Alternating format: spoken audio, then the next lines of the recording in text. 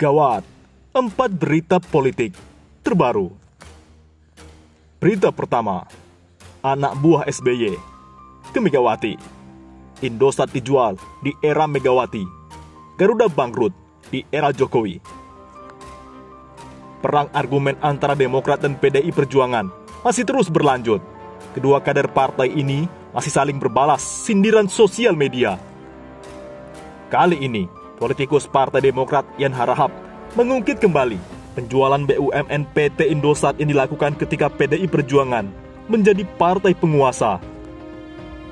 Dia juga mengomentari kondisi BUMN PT Garuda Indonesia Persero Tbk yang di ujung tanduk karena sudah dinyatakan pilot.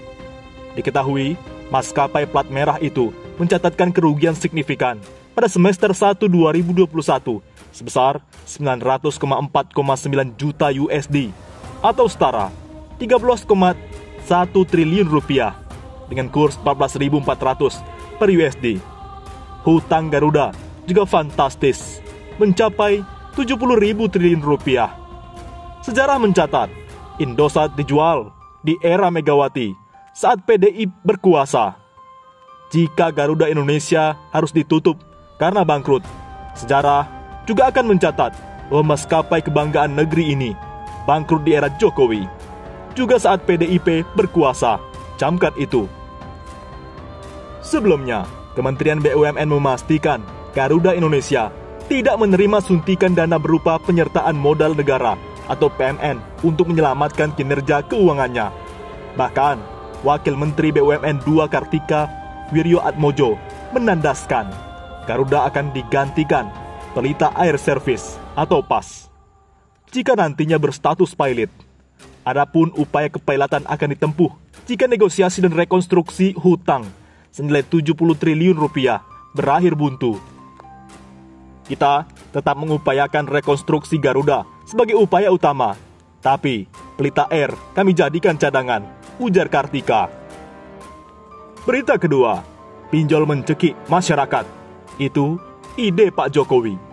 Belakangan ini, publik dibuat heboh dengan adanya pinjaman online atau pinjol. Bahkan, saat ini menjadi masalah serius yang sedang dihadapi oleh pemerintah. Menanggapi hal itu, pengamat politik Rocky Gerung mengatakan, banyaknya muncul pinjol ilegal yang memberikan kemudahan pencairan, tapi membebankan bunga yang tinggi, sangat merugikan masyarakat, khususnya bagi yang kurang mampu. Pinjol ilegal bahkan dianggap telah meresahkan masyarakat karena banyak yang mengaku sering mendapatkan teror.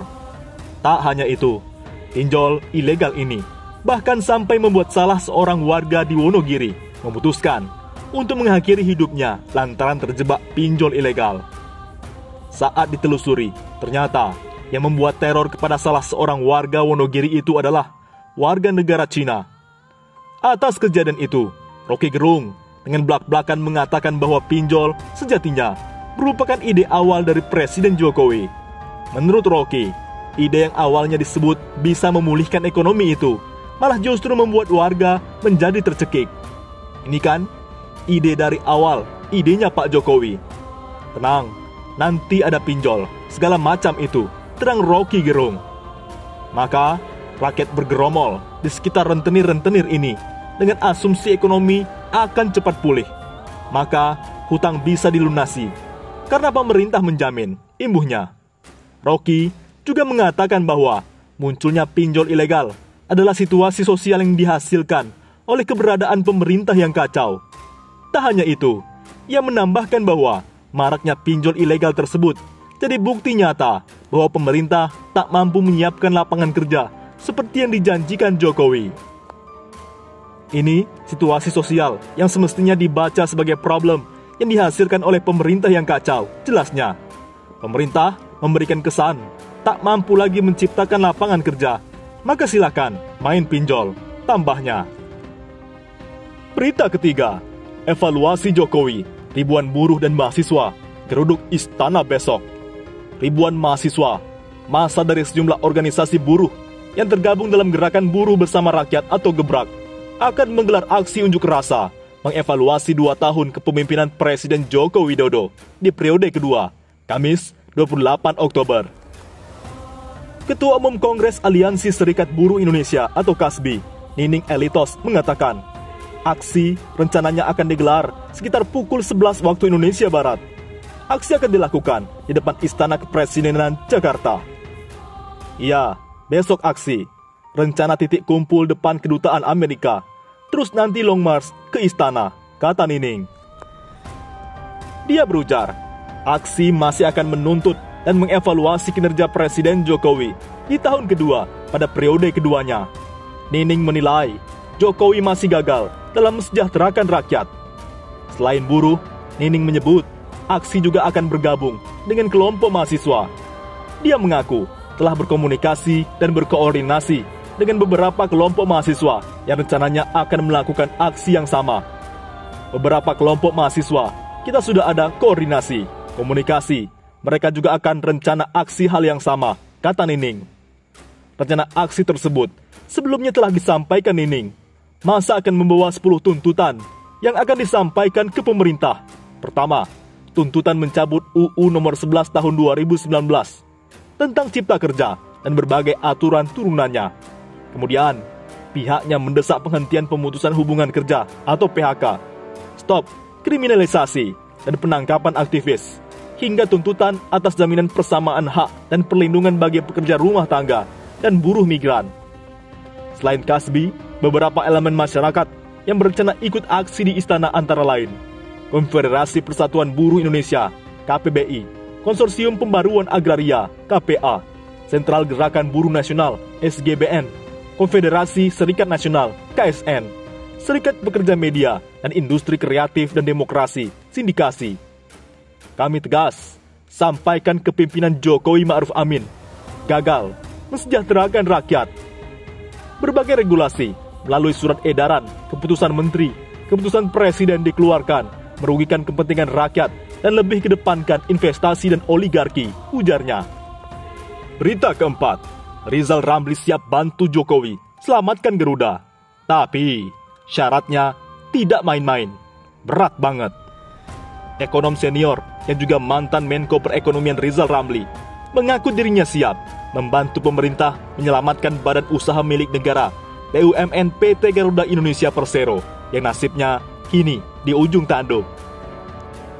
Rizal Ramli mengaku bisa membuat maskapai plat merah itu kembali sehat, tetapi dia mengajukan satu permintaan yang lumayan berat kepada Presiden Joko Widodo. Adapun permintaan yang diajukan adalah presidensial threshold atau batasan pencalonan presiden dihapus atau 0%.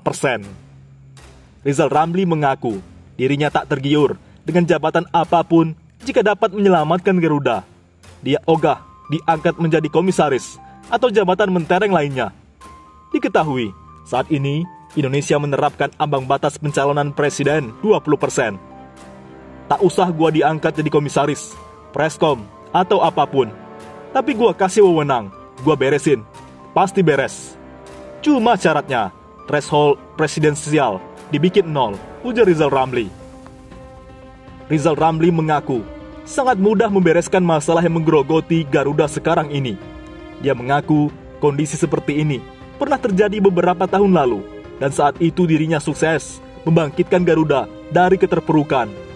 Dulu, saya pernah kok menyelamatkan Garuda yang dibangkrut sama kreditor tahun 2001, tuturnya. Seperti diketahui, saat menjabat sebagai Menteri Koordinator Bidang Kemaritiman di periode pertama Presiden Jokowi, Rizal Ramli sudah memberi masukan soal Garuda Indonesia. Rizal meminta Jokowi membatalkan rencana PT Garuda Indonesia membeli 30 pesawat Airbus tipe 350. Pasalnya, maskapai plat merah itu harus meminjam uang sebesar 44,5 miliar US dollar dari China Aviation Bank. Bila rencana itu tetap berjalan, bukan tidak mungkin Garuda malah akan pilot. Saya bilang, Mas, saya minta tolong layan, tolong diperhatikan. Saya tidak ingin Garuda bangkrut lagi. Karena sebulan yang lalu beli pesawat dengan pinjaman 44,5 miliar US dollar. Untuk beli pesawat Airbus 350 sebanyak 30 biji. Itu hanya cocok untuk Jakarta Amerika dan Jakarta Eropa, ujar Rizal. Agustus 2015 lalu. Menurut pengamat Rizal, track record Garuda untuk rute Jakarta Amsterdam serta Jakarta-London kurang baik, yakni hanya mencapai 30%. Hal itulah yang disinyalir membuat Garuda merugi. Saya katakan kepada Presiden, dulu jagonya Airline adalah Singapura Airlines. Saat ini mereka babak belur oleh Emirates dan Etihad karena kantongnya tebal, ungkap mantan Menteri Keuangan ini. Karena itu, ia minta Garuda membeli pesawat yang kelasnya lebih rendah kelasnya, yakni Airbus 320. Kuasai dulu pasar domestik dan Asia. Kuasai dulu pasar regional 5-7 tahun. Kalau sudah kuat, baru kita hantam. Tanda Rizal.